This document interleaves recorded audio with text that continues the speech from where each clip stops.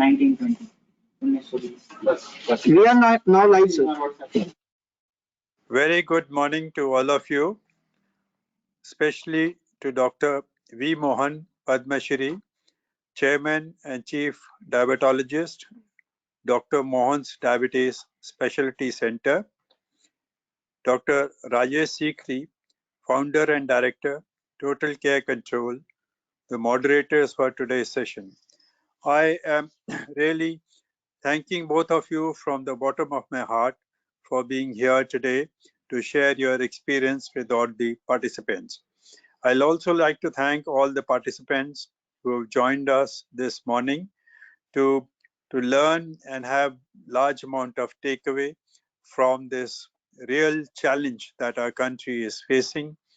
This pandemic has actually brought in huge amount of challenge, not only for India, but for the entire globe. And people with comorbidity are having a very, very serious problem. So when people like Dr. Mohan come and share their knowledge and experience, I'm sure it will help each and every participant in a very, very big way. We have, under the banner of Illness to Wellness, working for the last few years to sensitize people as to how they can proactively take steps to have better health. Under this banner, our paramount objective is to cascade awareness about wellness and promoting preventive healthcare management, hygiene, and eventually well-being of the people at large. In continuation to our journey today, we are here to discuss on a very important topic, diabetes reversal, myth or reality, wherein Padma Shri awardee Dr. V Mohanji, our today's eminent guest and renowned speaker, will discuss at length about the different aspects of diabetes reversal and the challenges faced in management of diabetes by patients in the current scenario, especially during pandemic COVID-19 times. In a very simple terms, diabetes is a metabolic disease resulting from defects in insulin secretion. Diabetes is recognized as a chronic pandemic disease that does not consider any ethnic, social, or monetary background and affecting millions of people all over the world. India's share in the global diabetes burden is increasing rapidly. According to International Diabetes Foundation, India currently stands at a second position in number of diabetes cases across the world. India is said to have approximately 77 billion diabetics. 1 in every 6 diabetics in the world is an Indian. This is an alarming situation. Initially, the diabetes pandemic was known in urban areas only, but now increasingly rapidly growing in the rural pockets as well. People with diabetes, due to impaired immune system, are at a high risk of the severe critical diseases and contacting infections, coronavirus, very, very quickly. Diabetic patients with uncontrolled glucose level had higher mortality and required prolonged hospitalization as compared with controlled diabetics group. There are a number of myths about diabetes that are all too commonly reported as facts. These misrepresentations of diabetes can sometimes be harmful and lead to an unfair stigma around the condition. More precisely, diabetics is predominantly prevalent in nearly 95% of all diabetics in the world are suffering from diabetic 2 diabetes. Earlier, type 2 diabetes has been considered as a chronic progressive disease with no definitive cure or treatment. and it can only be managed or controlled. Lifestyle modification is an effective tool for the primary prevention of diabetes, as it is urgently needed in India to curb the rising burden of diabetes. Now, in the recent studies, have ignited the deliberation on the process of diabetes reversal, by which diabetes may be reversed and could also go off and remain uncontrolled for a longer period without modifications. All this have resulted into a lot of questions and concerns amongst the patients, relatives, friends, and caregivers that is diabetes reversal really feasible? It can be hard to know what is accurate. People of today's webinar is of highlight the most common diabetes myths and facts, whether it is reversible or not.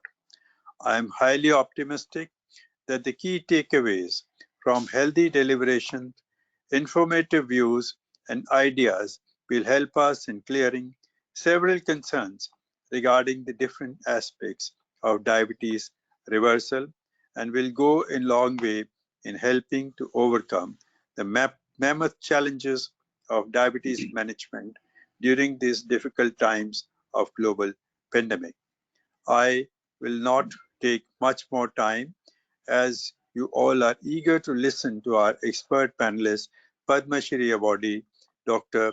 V Mohanji, and his valuable advice to stay healthy. With these words, may I request our session moderator, Dr. Rajesh Kesriji, to take over the session. Many thanks once again, Dr. Mohan, for coming and joining us. Jai Hind. Thank you. Thank you. Thank you so much, Shri Anil Rajputji. Thank you so much for the wonderful introduction. And once again, I would like to welcome our guest, Dr. V Mohan. I would start with a Sanskrit shloka. Arogyam param bhagyam swastham sarvar sadhanam.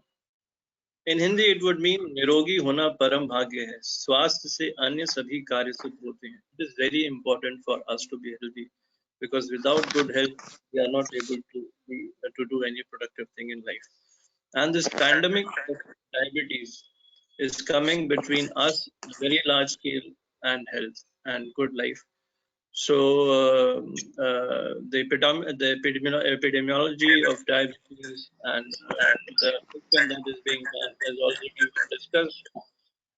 Diabetes is not new to humanity.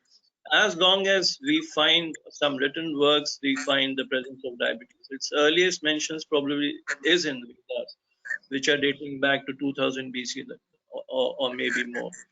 This disease finds mention in various texts across the globe, wherever written history is available: Arab world, Europe, Japan, China. Remedies for this disease, which ultimately brings death, have been sought since those times, but unfortunately to no. Wouldn't it be wonderful that finally we are talking about some semblance of cure to diabetes to this reversal?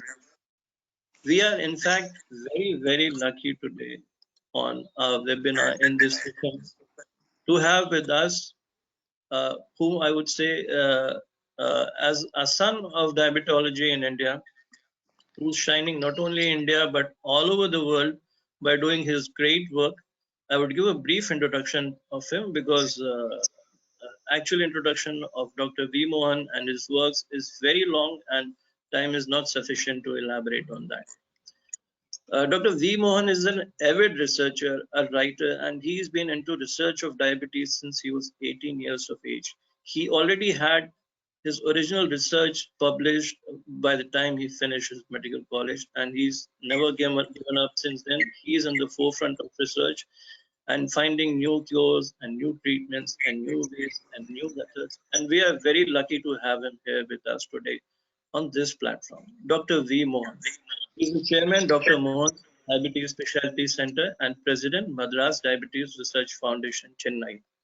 His main research interests are epidemiology of diabetes and its complications, genomics of diabetes, and fibrocalculus pancreatic diabetes. Now, here I would like to add one more line that he has he has been awarded doctorate in sciences for his uh, original work in SCPD, and he has the criteria for diagnosis of this disease has been mentioned after his name. So this is something of great pride and privilege to all of the country and us Indians together.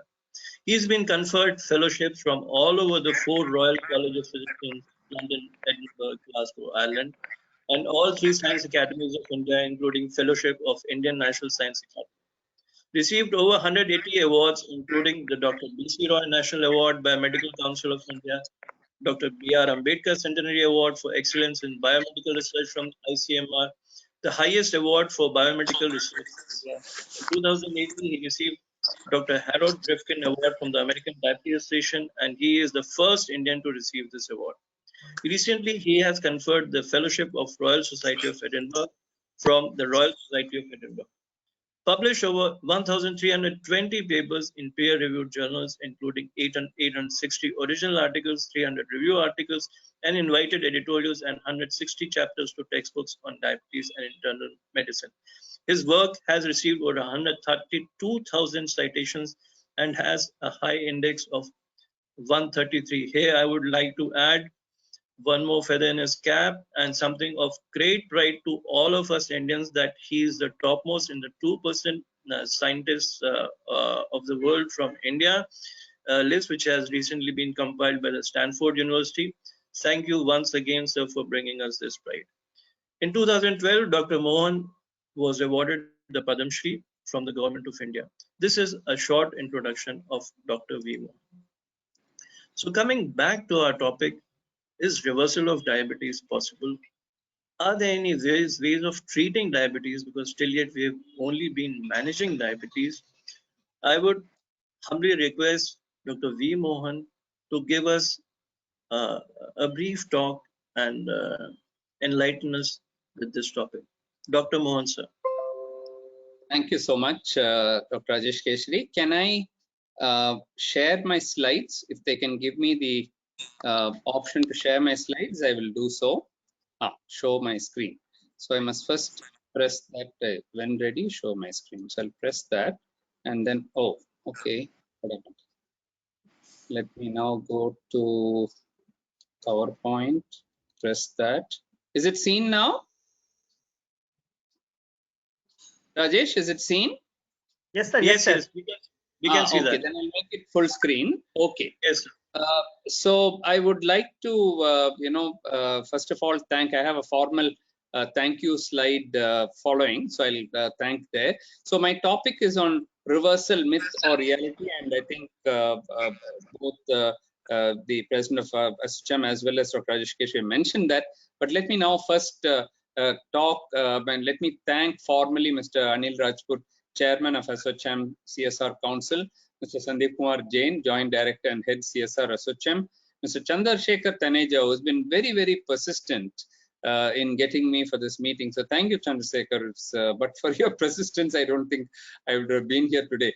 He's the Senior Executive Officer at ASSOCHAM. And of course, my good friend, Dr. Rajesh Keshri, who is the founder and director of Total Care Control, a person who is very much dedicated to the care of diabetes. I'm very honored that he is moderating the session, and to all the organizing committee members of ASSOCHAM. I have one statement to make, that this talk is not sponsored by any company or does not deal with or promote any product or company. It is purely scientific talk based on my own research findings over the last 30, 40 years. Now, let me come straight into the subject. Is diabetes reversible? Now, as Mr. Anil Rajput also said, and Dr. Keshri also said, always type 2 diabetes has been considered, diabetes itself has been considered as a progressive condition. First you take 1 tablet, then 2 tablets, then 3 tablets, then you take insulin, then you take insulin multiple number of times a day, and so on, it goes on. By the time some complications will occur, 50% of individuals require insulin within 10 years. These are all the statistics which have been coming all these years. Now, is it curable? It's only treatable, but it's not curable or reversible. That is what has been a dogma which we have all been taught as medical students, and we have also been saying it. But there is a but there. And what is that but? First, let's understand what we mean by reversal of diabetes. Only after that we can say whether it's reversal or not. For that, I want you to concentrate on this particular figure. I'm going to show this again and again because this is the basis. Because unless you understand this, you will not know what reversal is. Now, when we talk of what we call as diabetes or clinical diabetes, where symptoms and signs have already occurred, this is the third stage in the natural history of diabetes. If somebody comes to me today and has all the symptoms, thirst, urination, blood sugar is 300, 400, and so on, he has already passed through 2 stages, and now he has landed in this stage of clinical diabetes. What is worse is that I have not shown these stages by a line. I have shown it as a width, which means that clinical diabetes itself, let me see whether I can get a pointer that might help. Okay, now this is better. Now somebody can start with clinical diabetes here and get diagnosed, or he may wait for 5 years, 10 years, 15 years even sometimes, and then get diagnosed here. There is a lot of difference between somebody who's diagnosed here and diagnosed there, although both are clinical diabetes only. Unfortunately, about 10%, 5 to 10% of my patients, and I'm sure Dr. Rajesh Keshi's patients also, who are diagnosed in the last stage of diabetes, which is when the complications set in. Eye, kidney, heart, nerves, feet, brain, something gets affected, then only we even find out that they have diabetes. That means they've gone through 3 stages, ended in the 4th stage. Maybe they missed diabetes for 10 years, 15 years, 20 years, and then only we find out that they have diabetes. Let me ask you, if somebody's already come in this stage, complication stage, can you reverse diabetes? No, we must be joking if you think that you can reverse diabetes there. And the reason I'm telling you this is because there are a lot of people now, including non-doctors, who are getting into this field. They have seen it as a big opportunity. They're all getting into it and saying, we'll reverse your diabetes, whatever it is. Even if you're on insulin, we'll reverse you. Even if you're having complications, we'll reverse you. I would say these are all social media fake news and WhatsApp universities which are promoting this. It is not possible. It depends on where you are diagnosed. If you are diagnosed, I'll come to the pre-diabetes stage, but if you're diagnosed anywhere early in the path of the natural history, reversal becomes very easy. In fact, this slide which I'm showing you, where the blue line is showing, let me finish these 2 stages. So the first stage is stage of normal glucose tolerance. Even when you are born, there are some who are destined to develop diabetes, but it takes a long time, maybe 10, 15, 20 years before you go to the next stage, which is the pre-diabetes stage, the stage before diabetes. That can last for another 4 years, 5 years, sometimes even 10 years before you go to the next stage.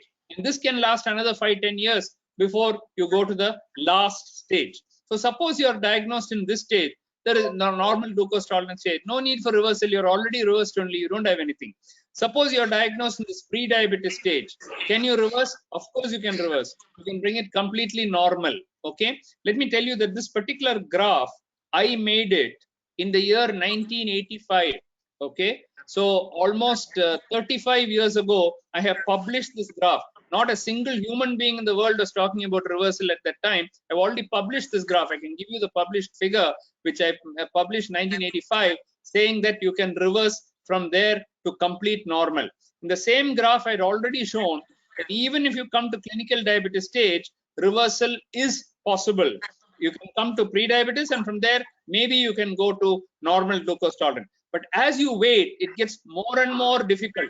The more time you spend, your beta cell function is going to go down. Your insulin secretion is going to go down. You may develop complications. And then when you develop there, you can see the blue arrow is not extending to that last bar. Okay, so there is no reversal once you come to complication. Let's be very clear about it. If somebody tells you that, they are lying. Okay, it is not possible after you develop complication. It's too late. Remember also that the disease is trying to pull you like that, pull you from one stage to another stage to another stage. So if you maintain a status quo ante, which means I will do nothing, I'll just keep quiet, the disease will pull you and go. It is like if you are standing on the ocean, when the waves come, the wave will pull you into the sea, isn't it? If you want to remain there, you must swim and come back to the shore. If you don't do that, the sea will simply take you away. Similarly, like that, The disease will take you into the next stage, next stage, next stage, unless we fight it, unless we try to reverse it. Okay, so if you reverse it here, it's called primordial prevention, that is preventing obesity. If you prevent here, it's called primary prevention, that is in the pre-diabetic stage. You prevent diabetes itself. Once you come to clinical diabetes stage, if you reverse it, it's fine. Otherwise, if you prevent complications, that is called secondary prevention. And once you come to stage of complications, still we can try to save. Eye is already affected, we can try to preserve your vision. Leg is already affected, at least amputation should not come. Kidney is affected, at least without going to dialysis stage you can do. That is called tertiary prevention. So these things are very well recognized. 35, 40 years ago, we have already talked about primordial prevention, primary prevention, secondary prevention, and tertiary prevention. Remember this graph and keep it in your mind, because if you want to take a photograph of it, please do that, because I'm going to come back again and again to this. So my answer is yes, diabetes is indeed reversible in certain situations. People only talk about, oh, I get type 2 diabetes, then I'll reverse you. There are many situations where diabetes is reversible. Let me give you a list. Here are a list of 6 conditions where you can reverse the diabetes. I already told you about pre-diabetes. So if you are in that column between normal and diabetes, you can easily prevent it. We have proof for it. We have published proof on that. If you're in the early stages of type 2 diabetes, that is the next stage. If you're in the early stage, remember that width I showed you, but you're in the beginning part of that. Then by severe weight loss, calorie restriction, carbohydrate restriction, you can reverse.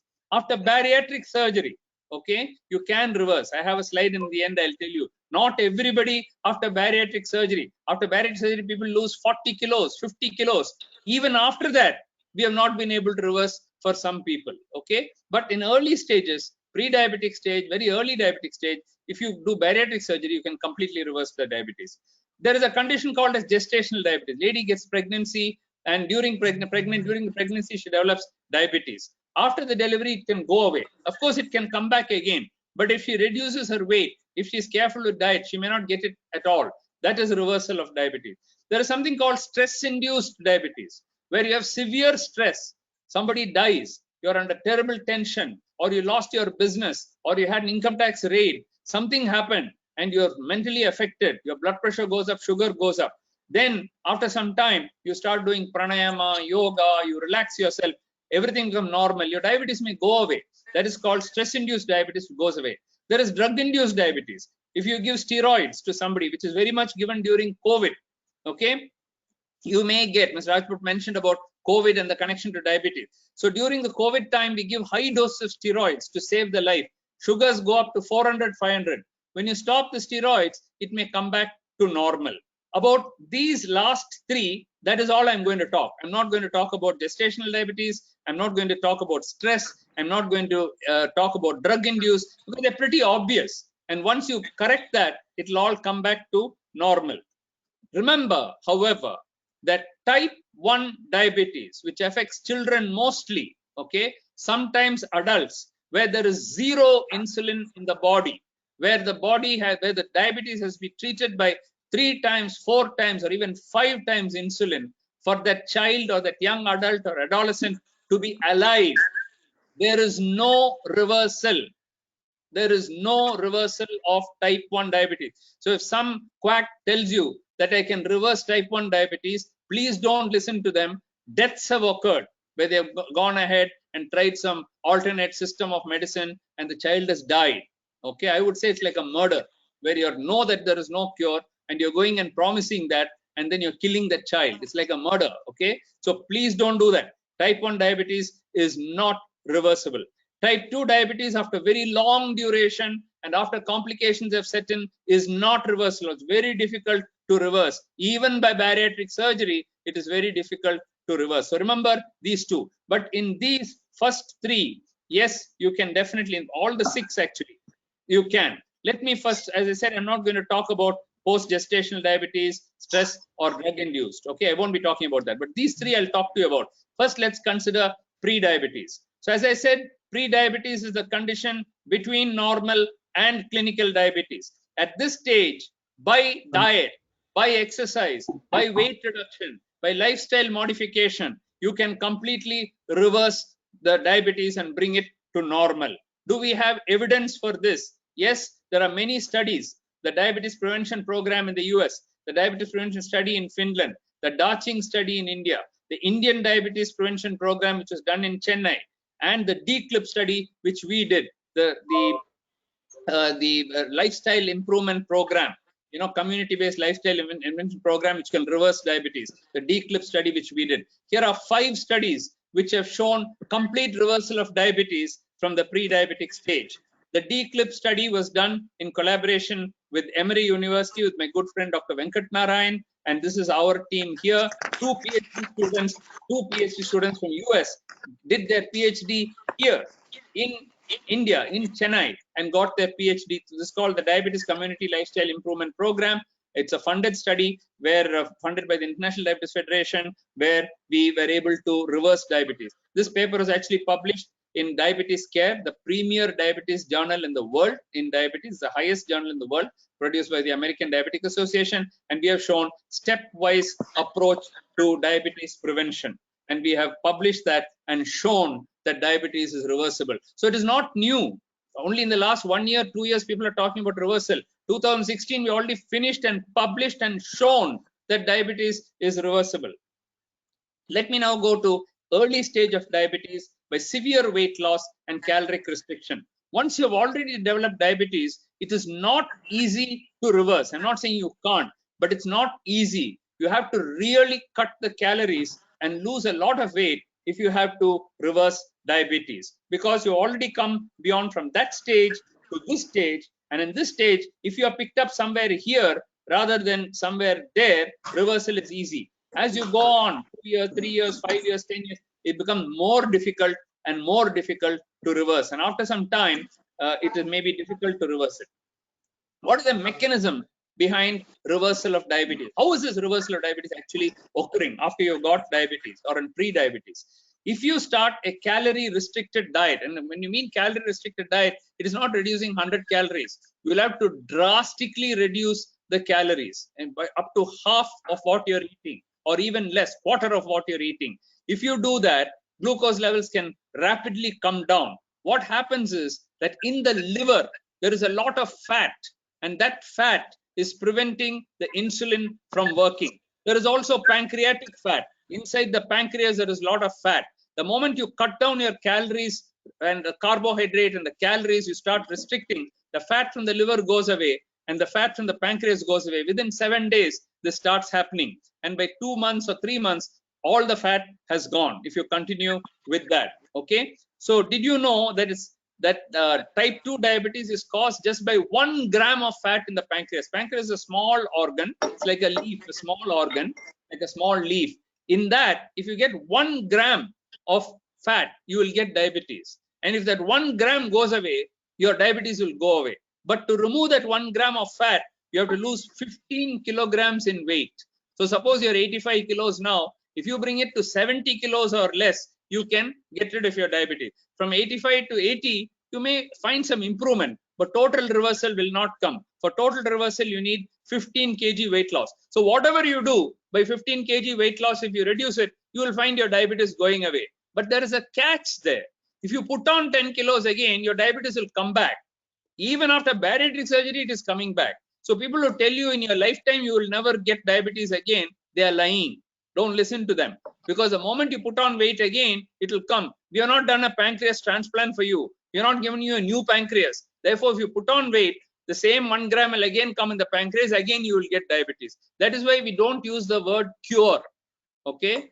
And even reversal is not a correct term, because once you reverse, it should never come back again. We only call it as remission. It just goes into, it's like going behind a curtain and hiding. If you allow it, it will come out again. So you must be careful. You must understand what is reversal and what is remission. Now there is one trial. You see, again, they've called it as remission only. They didn't call it cure. They didn't call it reversal. They didn't call it anything. They called it as remission. So what this study was done, and it was after the study that everybody started thinking that they can reverse their diabetes, and all the people started getting into commercializing the whole thing. This study was done by Roy Taylor, my very good friend in Newcastle. What he did was, he took type 2, newly diagnosed type 2 patients. He didn't take people after 5 years, 10 years, 20 years. He took newly diagnosed patients who were overweight and gave them practically a starvation diet, 800 calorie diet. That's it. The whole day, only 800 calories. Okay. Drastic reduction in everything. Carbohydrate is also reduced, fat is also reduced, everything is reduced. Only 800 calories, like starving people. When he did that, he found that diabetes was reversed. And so he called it as a remission trial. Once this was published, everybody got excited and said, oh, all you have to do is to cut the calories to 800 calories. Okay. Remember that 800 calorie diet was used to reverse diabetes. How many people will take an 800 calorie diet? If you tell people don't eat anything, don't have breakfast, cut down lunch, cut down dinner, cut down everything, how many people will do it? Of course, some will do it for a particular reason. You know, they want to do it, they want to look good, they're getting married, they have some incentive to do that, something they will do it. How long will they continue it? That is a question. For the rest of your life, you have to do it. For the next 50 years, you have to do it. Are you going to live on 800 calories for the rest of your life? No sweets, no dessert, no this one, no rice, no chapati, no bread, nothing for the next 50 years. You know, human beings are never like that. Right from Adam and Eve's time, one apple, you tell them not to eat, that apple only they will eat. So with human beings being like that, is it very difficult? Is it very easy to prevent diabetes? It is not easy, but you can. If you're very determined, you can. Can a 800 calorie diet be continued lifelong? I challenge you, who all are listening to you, that you follow 800 calorie diet. 1 week you will do it. 1 month you will do it. 3 months you will do it. After that, you tell me after 6 months, 1 year, 2 years, 5 years, 10 years, 25 years later, you're still eating 800 calorie diet. I don't think that is going to happen at all. Let us see. And that is the reason why, if you want to really prevent diabetes, you'll have to attempt or reverse diabetes. You can try other methods. We have tried this diet restriction and it has worked in some people. I can show you any number of cases which we have reversed. The reason we're not making too much noise about it is after 6 months, 1 year, they'll come back with diabetes again. That time we don't go, oh, these fellows again got diabetes. That nobody will tell you. Only when they get the reversal, everybody will go on social media and put before, after photos and show everything. After that, when they get back, how many people will come back? Oh, I got my diabetes back. Will anybody go and tell? Nobody will tell. That is why that story you're not hearing at all. No WhatsApp University will tell you that. Okay. Now we tried other methods by aggressively treating diabetes. When you, after you're diagnosed, instead of just giving one metformin, giving one, diet control, those things don't work. You go on to one drug to the other. So what we tried was, can we give insulin in those who are having very high sugars at the time of diagnosis? If the HbA1c is 12, 13, 14, instead of giving only one tablet or something, can we hit hard and try to reverse the diabetes? In other words, can you preserve the beta cell function? If you don't hit hard, what happens is beta cell function keeps the pancreatic insulin reserve in your body. With time, it will keep deteriorating like that. It'll keep going down. So we asked the question, what if we treat it very aggressively, brought the HbA1c really down? Will the insulin pick up again in the body? Okay. And I'll just show you one instance, one case study. He's a 41-year-old male, 7 days duration, newly diagnosed. He came to us. Already some physician had started him on 2 drugs, sulfonylurea and metformin. But when he came to me after a week after starting, his fasting was near 300. His postprandial is near 400. And his HbA1c is 12.6. So I told myself, he's already taking 2 tablets. And now the sugars are so high. What am I going to do? Add one more tablet? I said, no, I'm going to give him insulin once a day, just once a day for only 4 weeks. That means totally how many injections? 30. Only one a day for 30 days. And I said, let me see, after 30 days, I'm going to stop the insulin forever. Okay. So let me see. I convinced him and then he took it. You can see that his HbA1c rapidly came down. And this is when in 2014, this is not something I've done today. 6 years ago, I'm saying I've done this. So HbA1c from 12.6 came to 4.9. Can you imagine? The normal itself is 5.6. It came down to 4.9. Then it became, after some time, 5.6, 6, 5, 3, 6.3, 6.2. When it came down here, this is after 4 months. I gave him insulin only for 4 weeks. That means on 1st of April, I started. 30th April, I stopped his insulin. And I said, now you continue with the tablet. Slowly, I withdrew the tablet also. Okay. And then he was only on some metformin, or I think he stopped that also. And yet you can see that he has reversed his diabetes. Okay. 5.6, 4.9 means that he is reversed. After that, he's not completely reversed. He's still there, 5.86, but it's almost like this without medicine. So he's completely reversed. But more important is what happened to his insulin secretion. His insulin secretion initially was very low. His fasting C-peptide, we measure C-peptide to see whether you're secreting insulin. It was 0.9, which is about 50%. And then after food, it was 1.6, which is also 50%. Immediately after giving that insulin for 4 weeks, when we measured, we found that the insulin level in his body tremendously improved. It came back almost like a normal person, almost as if we have cured his diabetes. And how did we do it? By hitting hard, by giving insulin at the time of diagnosis, only 1 injection a day for only 30 days. After 30 days, finish, stop. Only 30 injections I gave him. By the time you can see his beta cell function has come back to normal. You may say, maybe this is one case. I have hundreds of cases like this where I've done it. In fact, I've changed the way treatment itself for diabetes is done by publishing. This is called as functional recovery of the beta cells. The beta cells were stunned. Now that stunning is removed, they started working properly. Okay. Now, you will say, is it possible to maintain this for a long time? Here is another patient who came. His HbA1c is 14.5 in 2011, 1st of July 2011. We brought his A1c down, and then he maintained it down. It came even to 5.8, which is an normal value.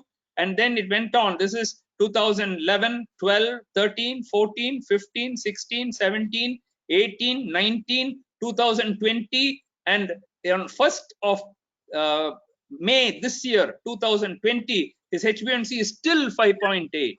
Still 5.8. How many years have passed? 9 years have passed. Okay. And his HbA1c is still normal. All I did was to give him 30 days of insulin in 2011.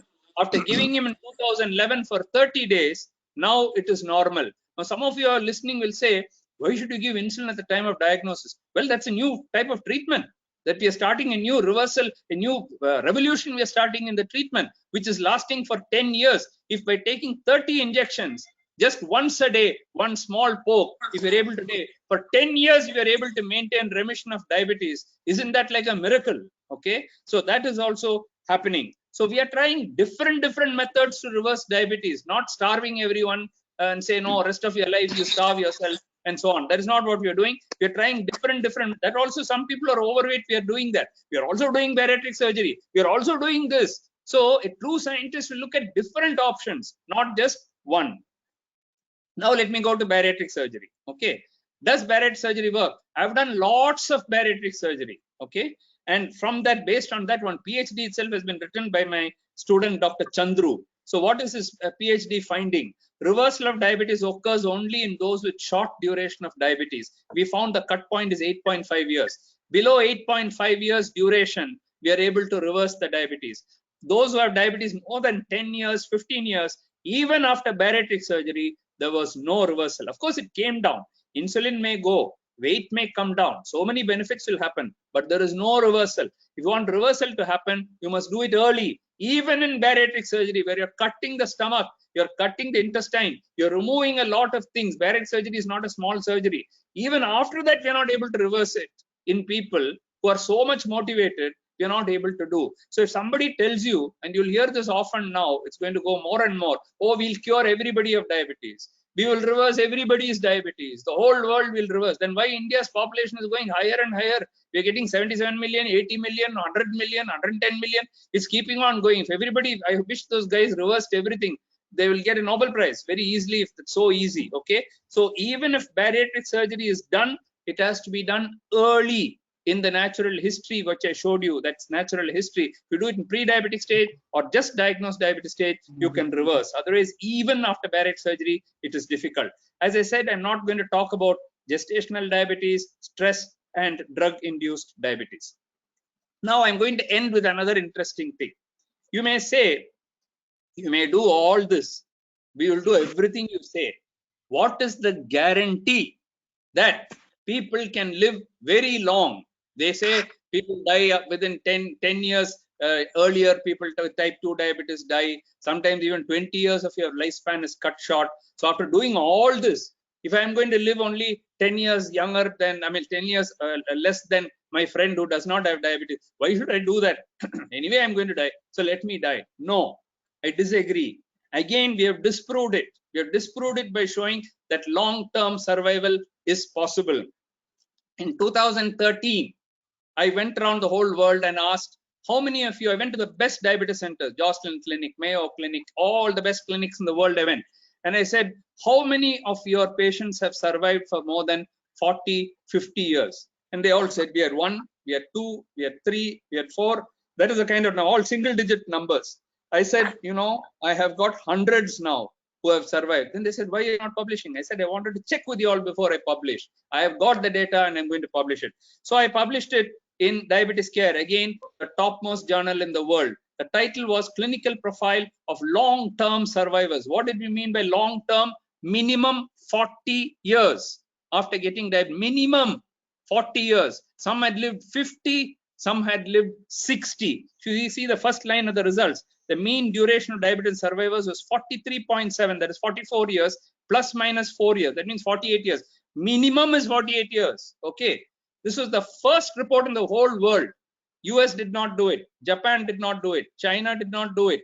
UK did not do it. Germany did not do it. India did it.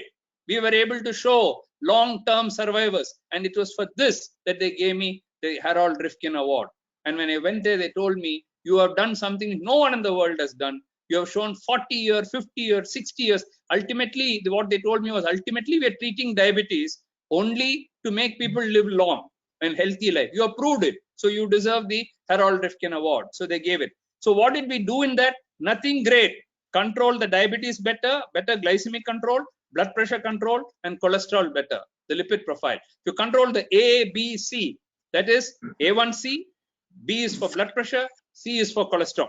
If all the three are done, they are able to live long and healthy life. This paper became a classic, and it was quoted as one of the best 10 papers ever published in the field of diabetes and endocrinology. No funding, nothing. I didn't get one rupee funding for this. This is our own studies, our own research, our own follow-up of our own patients. Okay, so and we were able to do it in India.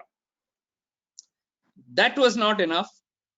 Early this year, I published again the world's first report of people who have lived more than 90 years of age. You may say, all right, 40 years. He might have got it when he was 20. 40 years means only 60. India's lifespan is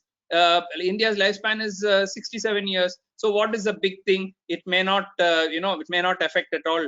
You must show that they actually live for 90 years. This is a paper where you see at the bottom 325 patients. The largest series in the world is the only paper in the world where people have lived above 90 years of age and having 30, 40 years duration diabetes. So not only duration, now we're showing age itself. If you don't believe me, here are the people. Okay, we gave them award. We called all of them. We said winning at 90. Called all my patients.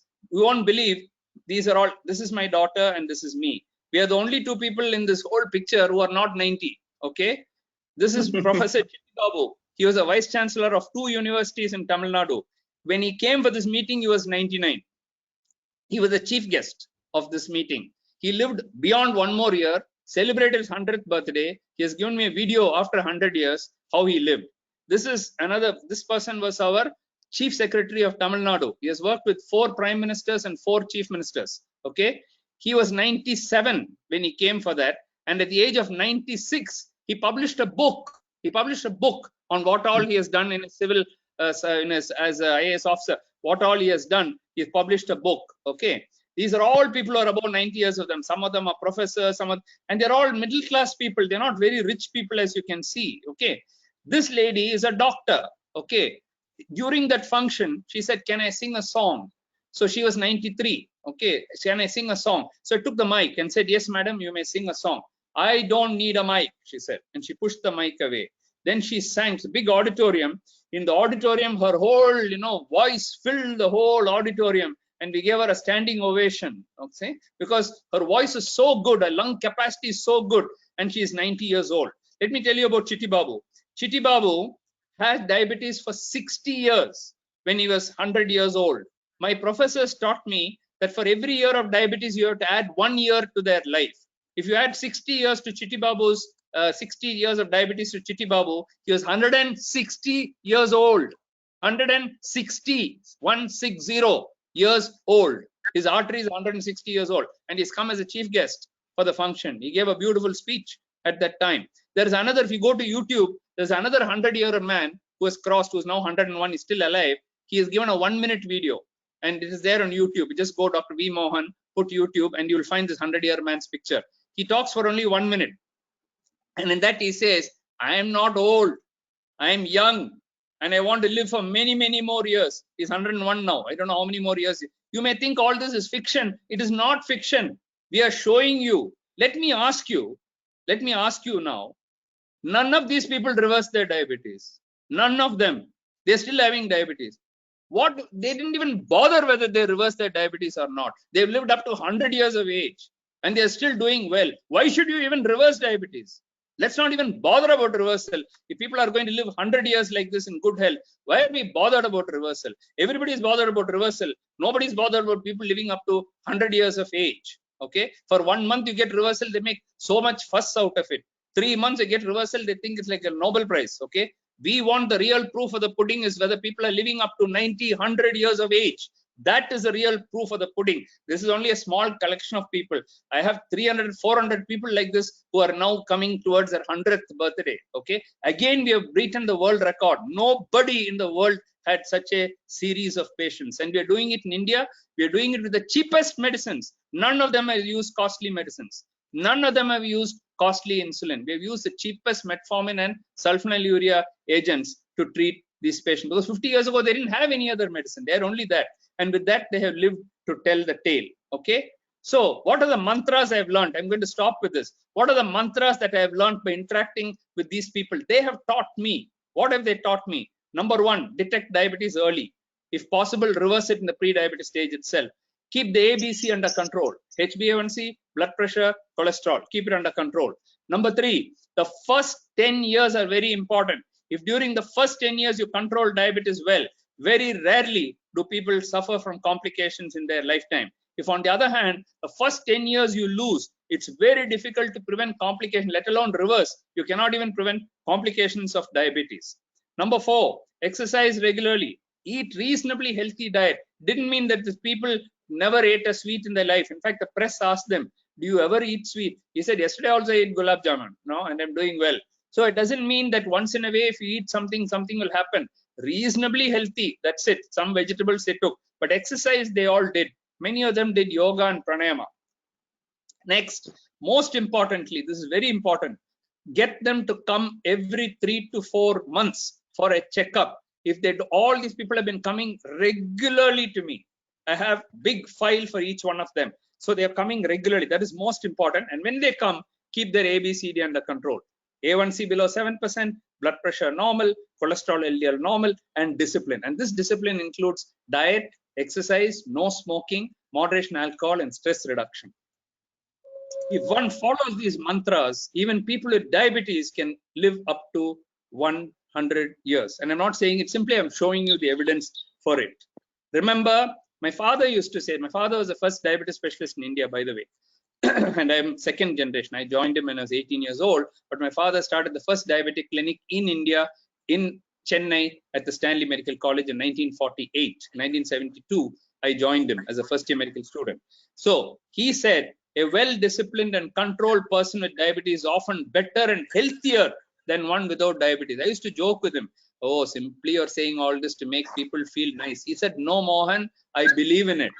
Today, I believe in it. Because we are very well controlled, you're going to look after all your, not only diabetes, but blood pressure, cholesterol, weight, watch your diet, exercise. You're going to do pranayama. You're going to, reduce your stress. You're also going to go for a checkup regularly. That means any other disease also you will pick up. Therefore, you will live healthier and better than a person without diabetes. So this is the take-home messages for you.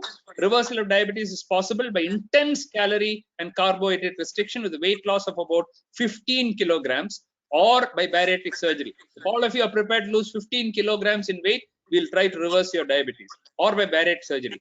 However, it has to be attempted early in the course of diabetes, pre-diabetes or diabetes less than 8.5 years. We have proved this through our study.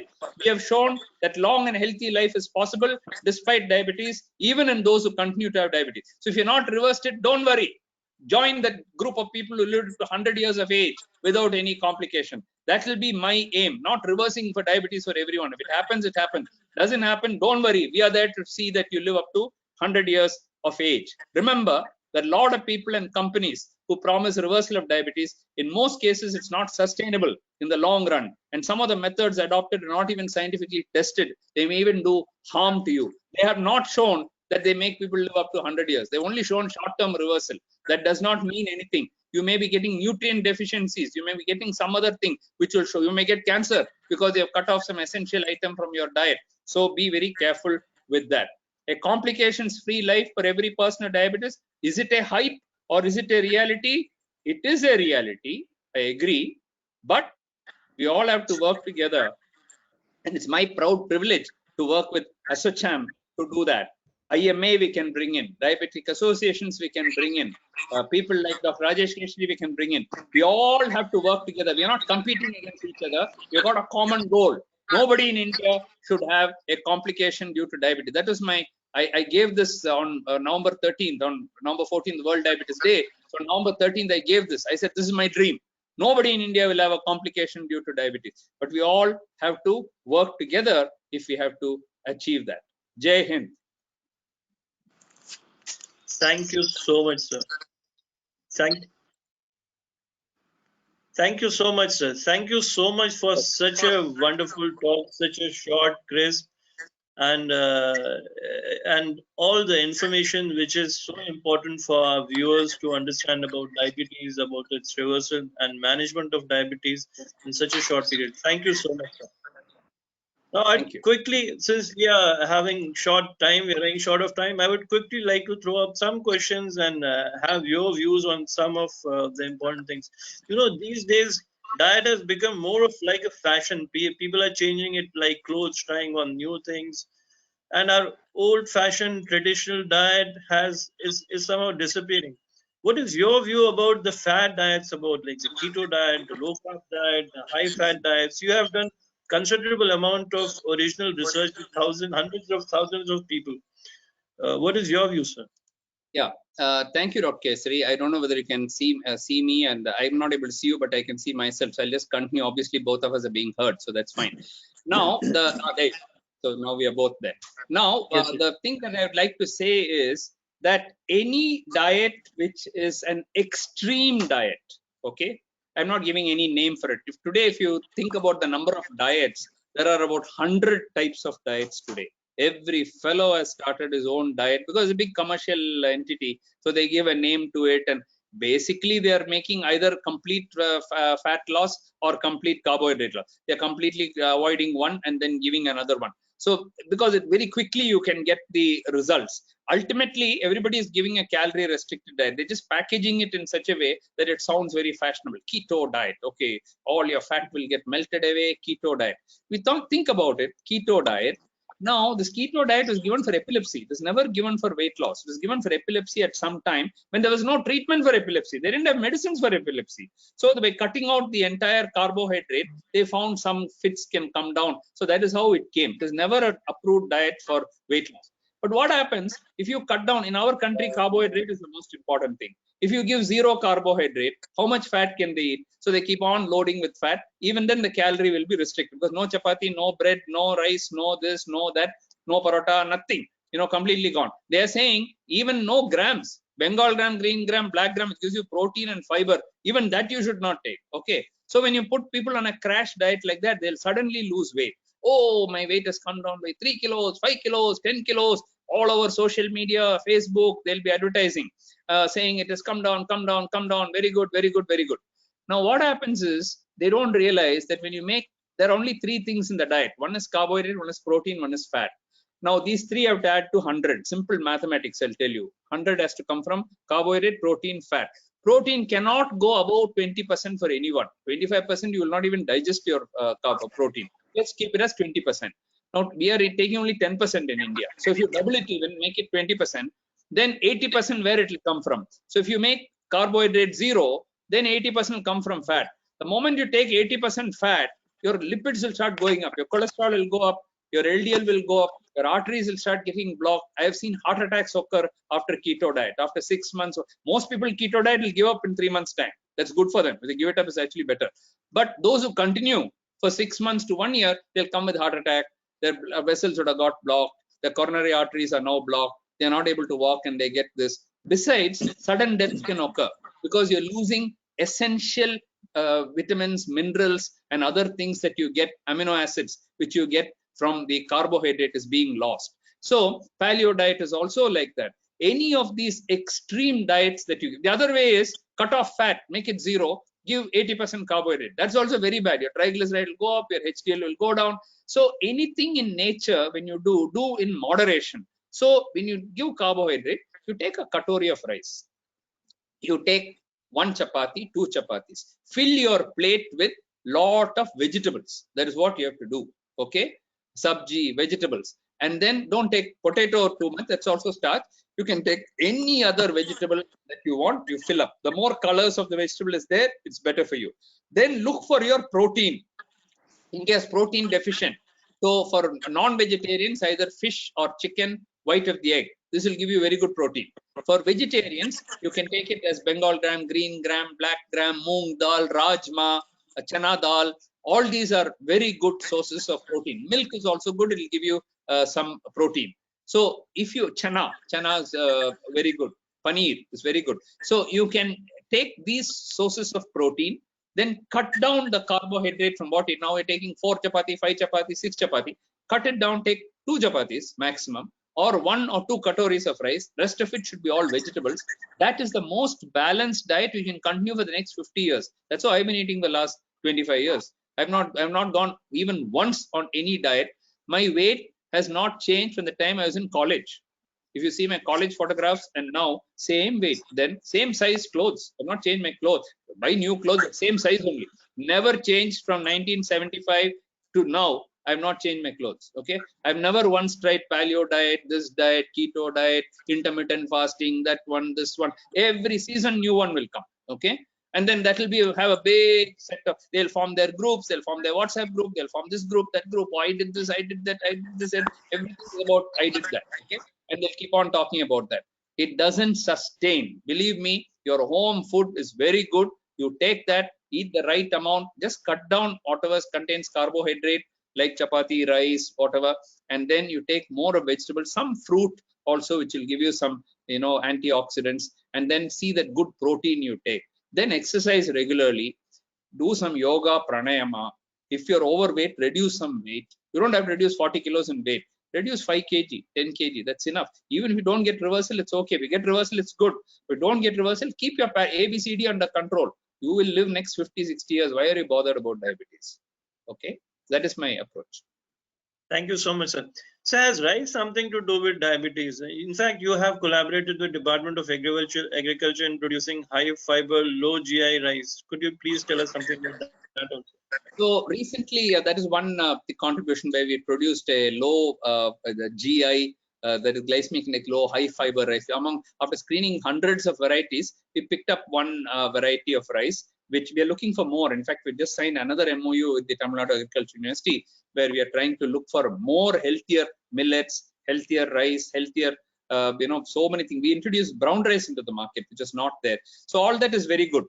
Recently, we showed that in the Pure study, we showed after following up 130,000 people, we followed up for about 15 years. And we showed that if you take too much of rice, it is definitely related to new onset type 2 diabetes. And we also showed in North India and other places, it is wheat only. So whether you take rice or wheat, it makes no difference. It is a quantity which has to be taken. So there are healthier varieties of rice. But what I would say is, if you are going to restrict your rice, then you take whatever some of those rice varieties may be a little bit more expensive. So you take whichever rice that you're taking, just cut the quantity. That is important. Instead of going for some special type and thing and all that, which may be more expensive and all that, you choose whichever you want, which is easily available, but take less of it and make your diet more balanced.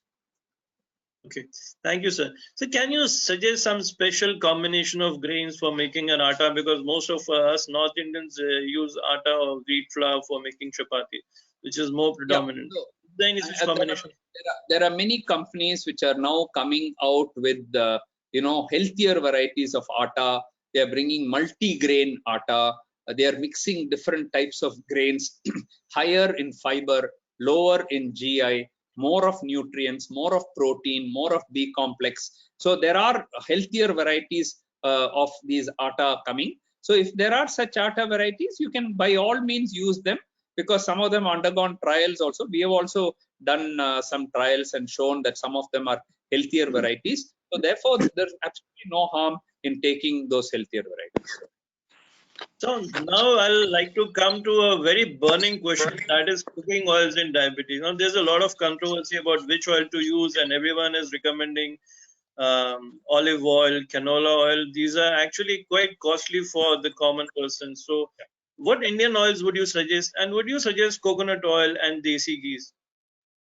So let me first take the oils which are been proven to be the best as far as heart disease and diabetes and obesity is concerned. These are what are called as the monounsaturated fats, or MUFA, but it will be technical if I say MUFA and all that. So the oils which contain this monounsaturated fats in India are the groundnut oil, gingerly oil, mustard oil. These three contain MUFA, or monounsaturated fats. They are the best in lowering the LDL cholesterol and in increasing the HDL cholesterol, or the good cholesterol. Now, the next variety of oils will be the rice bran oil or sunflower oil, safflower oil. Many of these come under the polyunsaturated fatty acids, or PUFA oils, which are also good. They also reduce the LDL, but some of them reduce the HDL also. So they might produce metabolic syndrome. So the PUFA would come, like Safola, Sanola, those kind of things will come second in my list. In my list of oils, I don't normally talk about olive oil and corn oil and all that, because they're not available in our country, number one. Number two, they're very expensive. Number three, they're not meant for Indian cooking. So when you use olive oil and all that, if you've got some salad, or you've got some pita bread, you've got something and you want to put some oil on that, then little bit you can put the olive oil on that. It is very tasty. Even with some salads, we put some oil, it becomes very good. There you can use very sparingly, you can use olive oil. Olive oil is not meant for Indian cooking, because you get a bad taste if you heat it and all that. So it's not meant for Indian cooking. Then comes the ones which are saturated fat. In that list will come palm oil, coconut oil, and so on. So they are saturated fat. They have been shown to increase the LDL cholesterol, and the total cholesterol has been shown. There is some rethink about coconut oil, because they say that coconut oil is really not all that bad. But in our own studies, when we have done in the states which use coconut oil, for example, Kerala, where you use coconut oil, we find that the cholesterol levels are actually higher. But then one thing I must add is, it is not the which oil you use, but the amount of oil that you use. So just like I said about rice and chapati and all that, if you're using very small quantities of oil and you prefer coconut oil, go ahead and use it. I don't have any problem with it. Coming to desi ghee, ghee traditionally considered to be very bad. Of course, it is a saturated fat. There is no doubt that it's a saturated fat. Again, I think there is some evidence that probably ghee is not as bad as, especially desi ghee is not as bad as made out to be. I agree with that. And in any case, if it's going to add a little bit to your taste, and for something you need little ghee and you feel good about it, please go ahead and eat it. Just because you take a little ghee, you're not going to die immediately. Or take a little coconut oil, you're not going to die immediately. It all depends on the quantity. Of course, if you take too much of ghee, it will get converted into saturated fat and LDL. So have a little limit on that, or your weight will go up. You'll find the Punjabis who are taking a lot of butter and ghee, their weight is always more. In the INDIAB study, when we studied, the highest cholesterol was in Punjab only, because they were taking so much of butter and ghee and so on. There's no doubt at all that there is scientific evidence for that. But if you're going to really work out very hard, the Punjabis also work very hard. So when they're going to work very hard, they'll probably burn it off. So it is not anything one in isolation. Anything that you do in moderation. If you're able to do that, then that's fine. So would you also suggest or agree that maybe some alternation of cooking oil is required, like mixing of MUFA and PUFA Yes. in adequate quantities? Like That's also a very good idea, because then you get the benefits of both.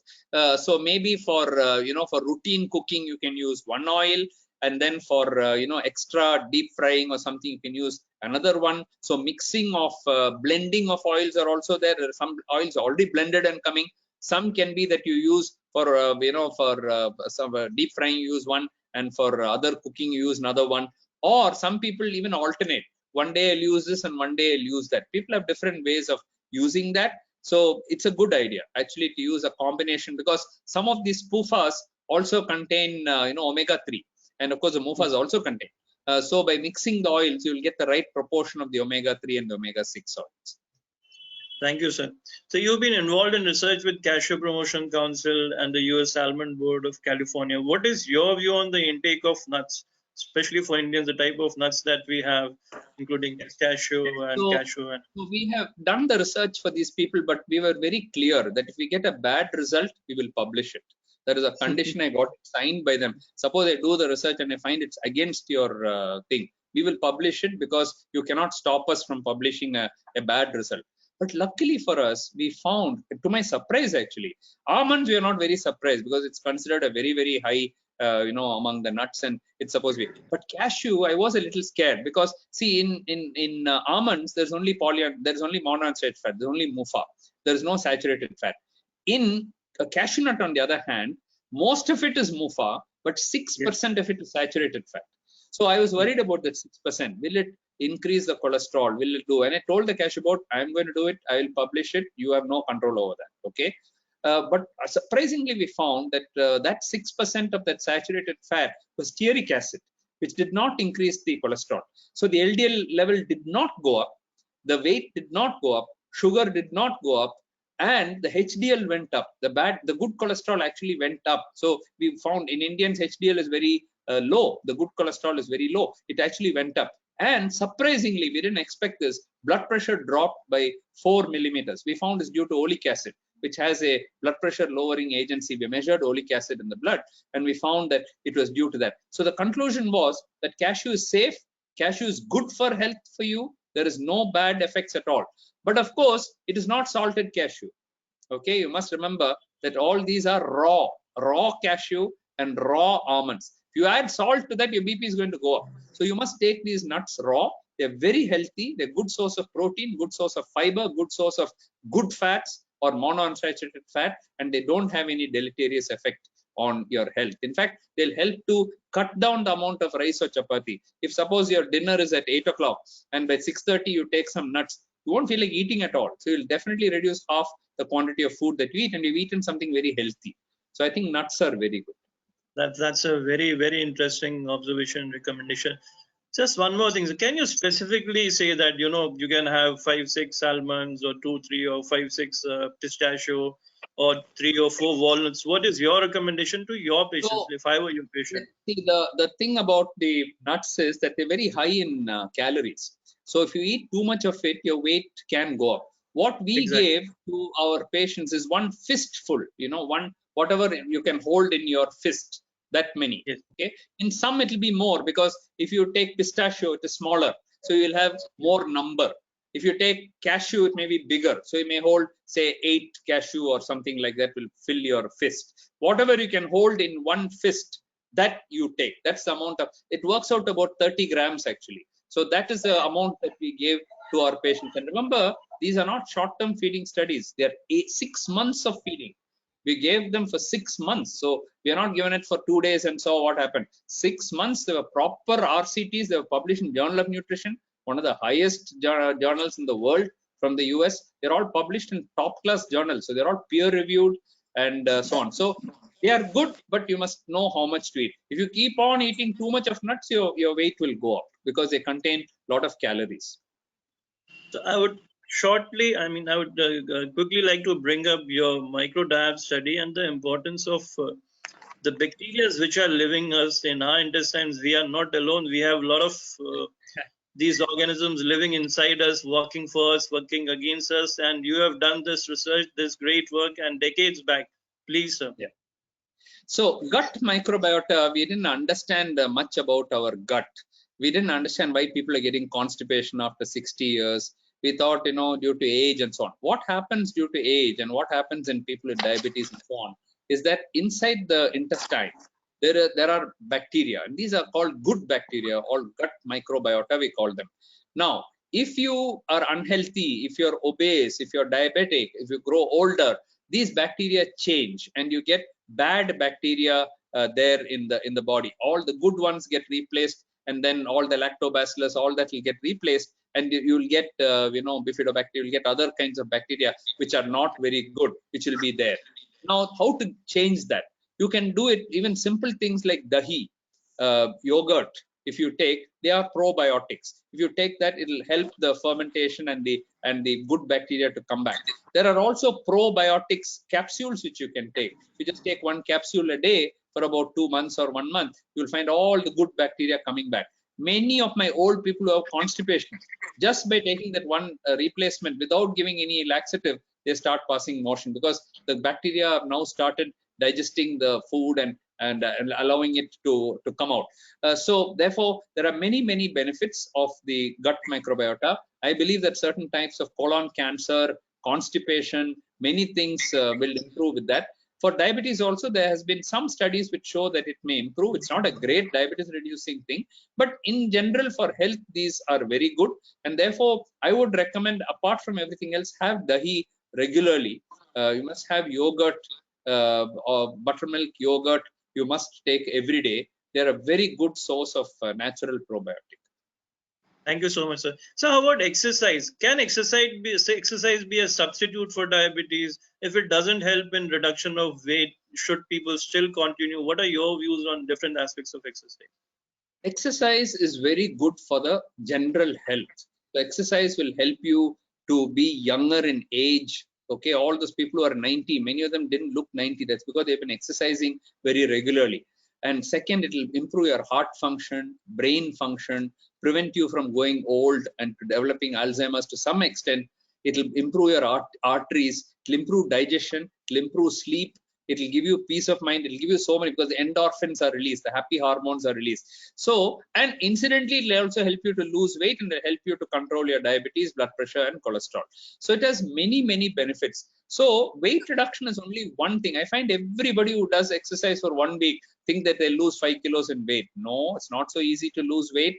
You have to spend 8,000 calories to lose 1 kg in weight. So either you can reduce 400 calories in your diet, or you can burn 400 calories. If you do both, 800 calories, then in 10 days you will lose 1 kg. That is a formula. Okay, so don't expect that 1 week after you start exercise you will lose weight.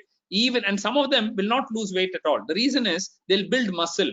When they lose their fat, they build muscle, and the muscle also has weight. So when you stand on a weighing machine, you will not even see that there is any change in weight. Still they have improved. Therefore, exercise is done for every diabetic to help you to live longer, have better quality of life, and make you feel good, and it will make you look good. Or even your appearance will improve, your skin will improve, so many things will improve. Okay, so for that you must do exercise, and it must be a mantra that you will do exercise every day, minimum 30 minutes, minimum 5 days a week, that is 150 minutes. I would say for Indians, we need 45 minutes every day, 6 to 7 days a week. Maybe 1 day a week you can take rest, but 6 days a week, 45 minutes will be my suggestion. If you do that, you will find a lot of positive changes coming in your body and in your mind.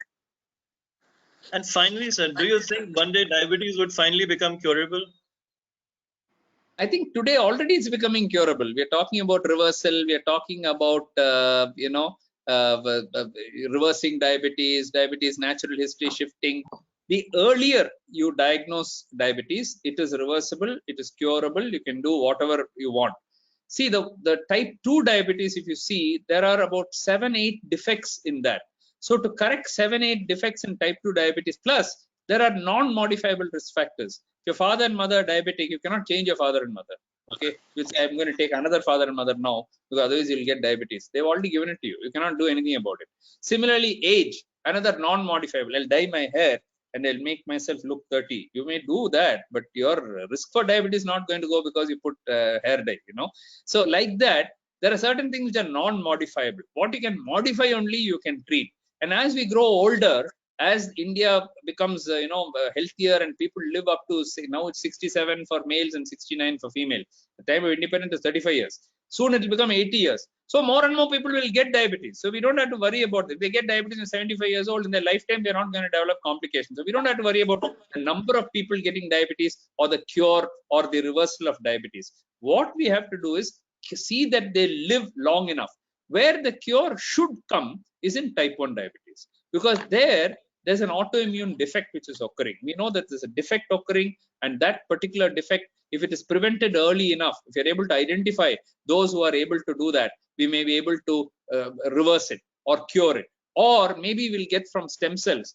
Pancreas and pancreas transplantation and islet cell transplantation is not going to come. We don't have enough pancreas in the world. Everyone has only one. So that is not going to become the solution for the world when you have millions of people. But in 10 people you may cure, but not in 50 million people you cannot cure diabetes. But stem cells may come. You may develop in a lab some stem cells which will become a reality, all insulin producing cells, and then put on injection, and then maybe for 2 years you don't have diabetes. Then you take another injection, another 2 years you don't have diabetes. So that kind of a cure is possible. It will come. But what I am saying is, both my type 1 and my type 2, without any of this, have lived up to 100 years of age. So why worry about it? It's not like a cancer which is going to kill you. If you get it, 3 months you'll be dead. Pancreatic cancer, some other cancer, where 6 months you'll be dead. That is why we're worried about a cure. Oh my God, we don't find this cure. If I get pancreatic cancer, I'll die in 6 months' time. Diabetes is not like that. Even if you get diabetes, you can live for another 60, 70 years. So why do you bother about the cure? Don't waste too much of time on cure. Spend your time on looking after the diabetes. Treat it like a friend, and live with it. You got married now. Okay. Now, how do I get rid of my wife now? That is a point. You should have thought about before marrying. Now you're married her. Okay. You live with her next 40, 50 years. Make peace with her and live with her and enjoy your life for the next 50 years instead of trying to get rid of it. Similarly, diabetes has come. You live with it. Make him your friend and take him along. Till the last days. Let him also be there with you. But you look after him and treat him well. He'll treat you well. Okay. Then you can live up to 100 years and both of you can go together. So you don't have to, get rid of diabetes in that particular sense. Thank you so much, sir. Thank you so much. You indeed are like a father, both to all people and the patients of diabetes and to diabetes. And all your words and all your ideas have been so inspiring. And the way you have put them across to our viewers, we are getting such wonderful reviews and we are getting such wonderful messages from our patients. Such a great, amazing speaker. And the way you have approached this subject and your understanding of diabetes is really amazing. It is really, really amazing. We are indeed, we are blessed to have you here with us on this platform. Thank you so much, sir, for being here. Thank you so much for sparing so much time to us. Now I would like to invite Shri Anil Rajput ji, the chairman of the CSR Committee of ASSOCHAM, for a vote of thanks. Thank you again, sir. Thank you. Thank you for all good afternoon. Words are not enough to thank Dr. Mohan for such an enriching, delightful, engaging conversation that we've had. Words of wisdom, the amount of research that you've done in this subject. I'm sure everyone who was listening to you must be actually much richer. You've clarified this myth that people carry, that type 1 diabetes, there is no reversal. So don't run after anybody who is giving you this pious hope. Type 2 diabetes is reversible. You have actually told us that there are 6 conditions, and how out of the 6 conditions, 3 conditions where work can be done and you can actually improve your life, and not to worry about the other 3 because they will go away in any case. Early stage diabetes can be controlled with weight loss, by calorie reduction, by aggressive diabetic treatment that you mentioned, which was very enriching. And bariatric surgery, a lot of people are talking about it. Many people have taken it, and the communication to the audience that if you want to go for bariatric surgery, go while 8.5 years period is there. There is no point if you kind of had a prolonged problem in this area, it might be just an adventure in that case. People must consume balanced diet, because at the end of the day, going for all these fancy diets that come out, every now and then are not really good for your long-term sustainability.